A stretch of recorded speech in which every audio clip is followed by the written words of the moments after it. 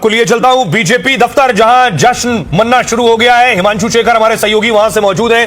हिमांशु, अगर मेरी आवाज आपको मिल रही है, वहां क्या चल रहा है बीजेपी ऑफिस में?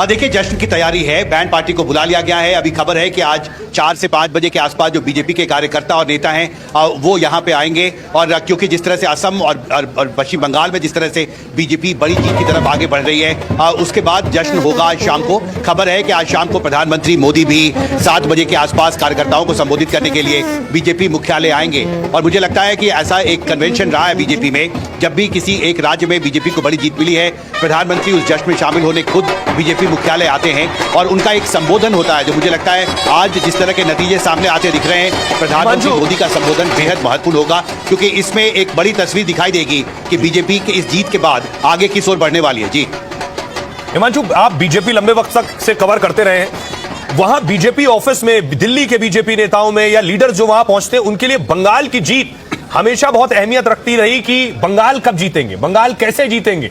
सब कुछ कर लिया, अब इस जीत के बाद या इस दौरान जो बातचीत हुई हो उसके बारे में अगर आप कुछ साझा करना चाहें। जी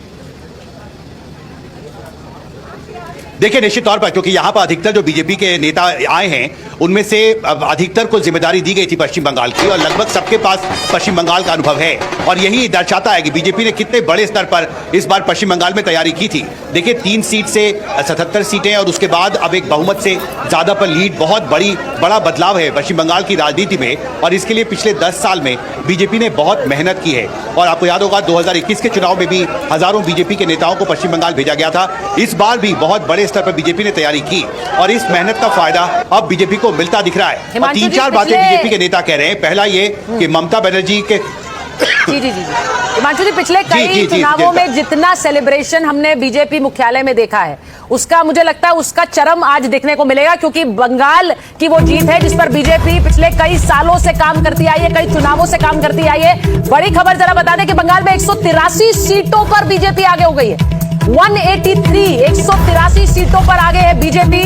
और ये अब अगर आप कहिए आने वाले कुछ समय में कम भी होती हैं तो बीजेपी की सरकार बनना तय है। तो बंगाल में 109 सीटों पर टीएमसी आगे और 182 पर बीजेपी आगे। और केरल चलते हैं, केरल में कांग्रेस का जश्न भी आपको दिखा देते हैं। केरल में यूडीएफ की सरकार बनती हुई नजर आ रही है। तो ये जो तस्वीर आप देख रहे हैं केरलम में, अगर हम दिखा पाए, केरल में भी कांग्रेस की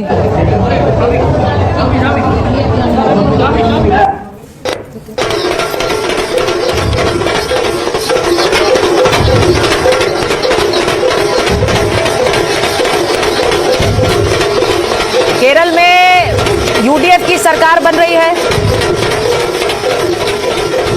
और हमारे साथ कांग्रेस की प्रवक्ता नेत्री सुप्रिया श्रीनेत जुड़ गई हैं। सुप्रिया जी, केरलम की तस्वीरें हम दिखा रहे हैं जहां कांग्रेस दफ्तर पर बड़ा जश्न हो रहा है। तो सबसे पहले तो आपको बधाई केरल की जीत के लिए, और इस जीत पर आप कुछ कहना चाहेंगी?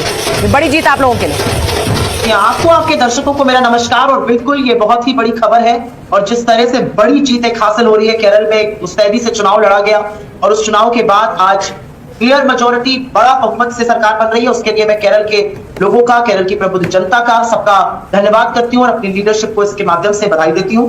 बाकी जगहों पर आप मुझसे सवाल पूछिएगा, लेकिन केरल में एक नैरेटिव के तहत हमने वहां की सरकार का जो विफलता थी उसको उजागर किया, एक ऑल्टरनेट नैरेटिव देने की कोशिश करी, और केरल की जनता ने हम पर जो यकीन जताया उसका हम हाथ जोड़कर नतमस्तक होकर स्वागत करते हैं। सुप्रिया जी, बंगाल में जो रुझान आ रहे हैं 182 प्लस बीजेपी है और 109 पर टीएमसी है। कांग्रेस का अब तक रुझानों में भी खाता नहीं खुला।